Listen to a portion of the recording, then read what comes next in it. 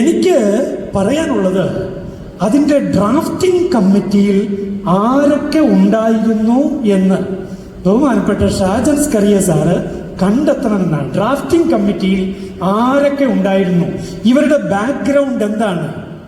വളരെ വ്യക്തമായും തീവ്രവാദപരമായ നിലപാടുകൾ, ഭീകരമായ നിലപാടുകൾ ഉള്ളവരായിരിക്കണം ഈ 1995 ഈ നിയമം ഉണ്ടാക്കുന്നതിൽ പുറകിലുണ്ടായിരുന്നത് എന്ന് പൂർണ്ണമായും ഞാൻ വിശ്വസിക്കുകയാണ്. അല്ലെങ്കിൽ ഇതുപോലൊരു നിയമം, കോൺസ്റ്റിറ്റ്യൂഷൻ ഉള്ള ഇന്ത്യയിൽ ഇതുപോലൊരു നിയമം എങ്ങനെ വരും? കോൺഗ്രസ് ഈയിടയ്ക്ക് അവിടെ വന്നിട്ട് പറഞ്ഞു, മുനമ്പം പ്രശ്നത്തിനും വഖഫ് നിയമത്തിനും തമ്മിൽ ഒരു ബന്ധവും ഇല്ല. അല്ല, അങ്ങനെയെങ്കിൽ എന്റെ പ്രിയപ്പെട്ട പ്രതിപക്ഷ നേതാവേ, എങ്കിൽ അങ്ങ് പറയ, ഏതു നിയമം വെച്ചിട്ടാണ് ഈ മുനമ്പംകാരുടെ റൈറ്റ് ടു പ്രോപ്പർട്ടി, ആ റൈറ്റ് ടു ദ ലാൻഡ്, അതെങ്ങനെയാ, ടൈറ്റിൽ എങ്ങനെയാ മാറിപ്പോയത്? മറ്റേത് നിയമം വെച്ചിട്ടാണ്? Advocate Shri V D Satheesan പറയട്ടെ, മറ്റേതു നിയമം വെച്ചിട്ടാണ് മുനമ്പംകാരുടെ റൈറ്റ് ടൈറ്റില് മാറിപ്പോയത്? ആവശ്യപ്പെട്ടിരിക്കുന്ന വിഷയം വഖഫ് നിയമത്തിൽ ഉണ്ടായിരുന്ന ഭരണഘടനാ വിരുദ്ധതയാണ്. ഇപ്പോ പറയുന്നു ഈ വഖഫ് നിയമ ഭേദഗതി മുഴുവൻ ഭരണഘടനാ വിരുദ്ധമാണ് എന്ന് പറഞ്ഞിട്ടാണ് സുപ്രീം കോടതിയിൽ കേസുകളൊക്കെ പോയിരിക്കുന്നത് നോക്കണം. പക്ഷേ ഇതിനുവേണ്ടി കേസ് കൊടുത്ത കോൺഗ്രസോ മുസ്ലിം ലീഗോ കേരള സർക്കാരോ മറ്റ് ആരുമോ വഖഫ് ആക്ട് 1995 അതിൻ്റെ അമെൻമെന്റ് 2013 നടന്ന അമെൻമെന്റിലും ഉള്ള ഭീമമായ ഭരണഘടനാ വിരുദ്ധതയെ കാണാൻ കണ്ണില്ലാത്തവരാണ് എന്നതാണ്. ഭരണഘടനാ വിരുദ്ധത ഇതുപോലെ, ഞാൻ ABC മലയാളം ചാനലില് ഇന്റർവ്യൂവിന്റെ സമയത്ത് ഞാൻ പറഞ്ഞു, ഇതുപോലൊരു നിയമം ഇവിടെ ഇന്ത്യയിൽ എനിക്ക് ഷാജൻ സ്കറിയ സാറിനോട് പറയാനുള്ള ഒരു അഭ്യർത്ഥന കൂടിയാണത്. അതായത് ഈ 1995 ഈ വഖഫ് നിയമവും 2013 അമെൻമെന്റും ഇതുപോലെ തയ്യാറാക്കാൻ സാമാന്യ ബോധമുള്ള, ഭരണഘടനയെ മാനിക്കുന്ന, മതേതര മൂല്യങ്ങൾക്ക് അല്പമെങ്കിലും വില കൊടുക്കുന്ന ആർക്കെങ്കിലും സാധിക്കുമായിരുന്നോ? എനിക്ക് പറയാനുള്ളത്, അതിൻ്റെ ഡ്രാഫ്റ്റിംഗ് കമ്മിറ്റിയിൽ ആരൊക്കെ ഉണ്ടായിരുന്നു എന്ന് ബഹുമാനപ്പെട്ട ഷാജൻ സ്കറിയ സാറ് കണ്ടെത്തണമെന്നാണ്. ഡ്രാഫ്റ്റിംഗ് കമ്മിറ്റിയിൽ ആരൊക്കെ ഉണ്ടായിരുന്നു, ഇവരുടെ ബാക്ക്ഗ്രൗണ്ട് എന്താണ്? വളരെ വ്യക്തമായും തീവ്രവാദപരമായ നിലപാടുകൾ, ഭീകരമായ നിലപാടുകൾ ഉള്ളവരായിരിക്കണം ഈ 1995 ഈ നിയമം ഉണ്ടാക്കുന്നതിൽ പുറകിലുണ്ടായിരുന്നത് എന്ന് പൂർണ്ണമായും ഞാൻ വിശ്വസിക്കുകയാണ്. അല്ലെങ്കിൽ ഇതുപോലൊരു നിയമം, കോൺസ്റ്റിറ്റ്യൂഷൻ ഉള്ള ഇന്ത്യയിൽ ഇതുപോലൊരു നിയമം എങ്ങനെ വരും? Section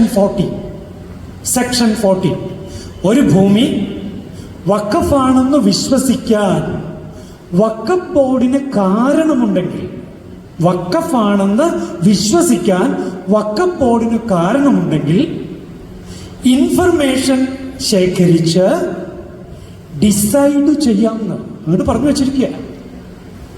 section 40. അപ്പോ ഭരണഘടനയിൽ എഴുതി വെച്ചിരിക്കുക 300 ആർട്ടിക്കിൾ 300A.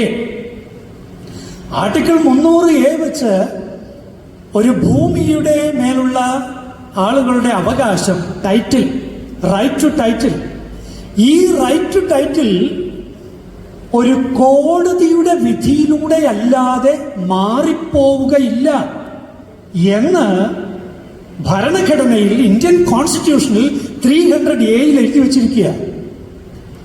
ഒരു കോടതിയുടെ വിധിയിലൂടെ അല്ലാതെ ആരുടെയും ഭൂമിക്ക് വേണ്ടിയുള്ള അവകാശം അത് മാറിപ്പോവുകയില്ല. അതിൻ്റെ ഇപ്പോ ഒരാളുടെ പേരിൽ രജിസ്റ്റർ ചെയ്തിരിക്കുന്ന ഭൂമി കോടതി വിധിയിലൂടെ അല്ലാതെ അയാളുടെ പേരിൽ നിന്ന് മാറിപ്പോവുകയില്ല. പക്ഷേ എന്താ സംഭവിച്ചത്? 2019 എന്ത് സംഭവിച്ചു? 2019 മുനമ്പത്തെ 600ഓളം കുടുംബങ്ങൾ അവരുടെ പേരിലുള്ള ഭൂമി പെട്ടെന്ന് അങ്ങോട്ട് മാറിപ്പോയി. 2019 വഖഫ് ബോർഡ് CEO ആയിരുന്ന പാണക്കാട് റഷീദ് അലി തങ്ങൾ, മുസ്ലിം ലീഗിന്റെ നേതാവായിരിക്കുന്ന പാണക്കാട് റഷീദ് അലി തങ്ങൾ ഓർഡർ ഇട്ടു, ഇത് രജിസ്ട്രിയിലേക്ക് എടുത്തിരിക്കുന്നു എന്ന് പറഞ്ഞിട്ട്. 2009 ജൂൺ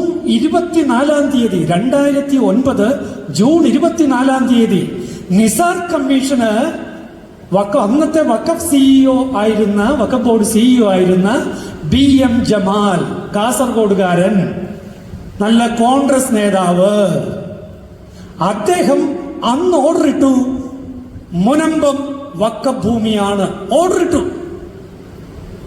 അപ്പോ കോൺഗ്രസ് ഈയിടക്ക് അവിടെ വന്നിട്ട് പറഞ്ഞു, മുനമ്പം പ്രശ്നത്തിനും വഖഫ് നിയമത്തിനും തമ്മിൽ ഒരു ബന്ധവും ഇല്ല. അല്ല, അങ്ങനെയെങ്കിൽ എന്റെ പ്രിയപ്പെട്ട പ്രതിപക്ഷ നേതാവേ, എങ്കിലങ്ങ് പറയ്, ഏതു നിയമം വെച്ചിട്ടാണ് ഈ മുനമ്പംകാരുടെ റൈറ്റ് ടു പ്രോപ്പർട്ടി, ആ റൈറ്റ് ടു ദ ലാൻഡ്, അതെങ്ങനെയാ, ടൈറ്റിൽ എങ്ങനെയാ മാറിപ്പോയത്? മറ്റേത് നിയമം വെച്ചിട്ടാണ്?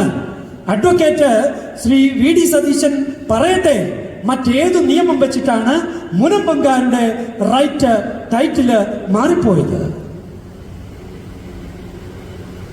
ശ്രീ റോയ് കുരിശിങ്കല് തുടക്കത്തിൽ പറഞ്ഞല്ലോ, വഖഫ് നിയമമായിട്ട് ബന്ധമില്ല മുനമ്പം പ്രശ്നത്തിന്, പക്ഷേ സൊല്യൂഷൻ ഉണ്ട്. എങ്ങനെ?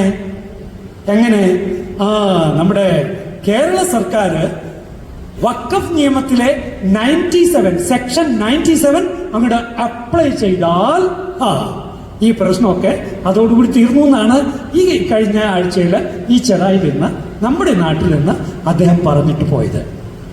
സെക്ഷൻ 97 എന്താണെന്ന് താങ്കൾക്ക് വല്ല വിവരമുണ്ടോ? ശ്രീ VD സതീശ അഡ്വക്കേറ്റ് ആണെന്ന് പറഞ്ഞ് നടന്നാ പോരാ, വായിക്കണം മര്യാദക്ക്. VD സതീശന് ഞാൻ കുറ്റം പറയില്ല, അദ്ദേഹത്തെ പറ്റിച്ചതാണ്. ആരാന്നറിയാവോ? മറ്റൊരു അഡ്വക്കേറ്റാ.